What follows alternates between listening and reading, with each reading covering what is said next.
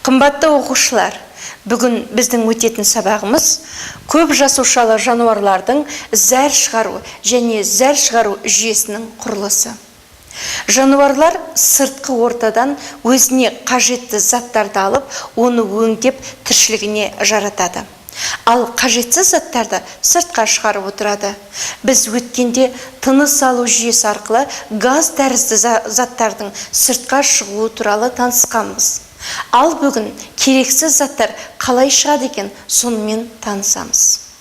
Құрттарда, мысал үшін, ақ сұлама шұбалшаңда зәр шығару мүшесінің дене ішіндегі ұшы кеңірдек кірпікшелі жұлдызша тәрізді болып, жіңішке түтікке айналады да, оның ұшы тері жабын арқылы сыртқа ашылады. Ал ұлуларда зәр шығару қызметін шапанша қосына ашылатын бүйрек атқарады. Шаян тектестерде зәр шығару мүшелерінің қызметін жасыл түсті без атқарады.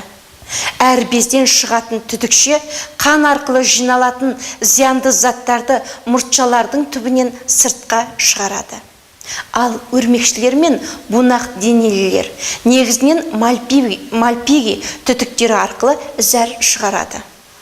Қоңыздың тоқ шек пен аз шектің жалғасқан жерінде мальпиги түтікшелеріндегі денедегі зиянды сұйықтар жиналып, одан кейін анал тесігі арқылы сыртқа шығып отырады.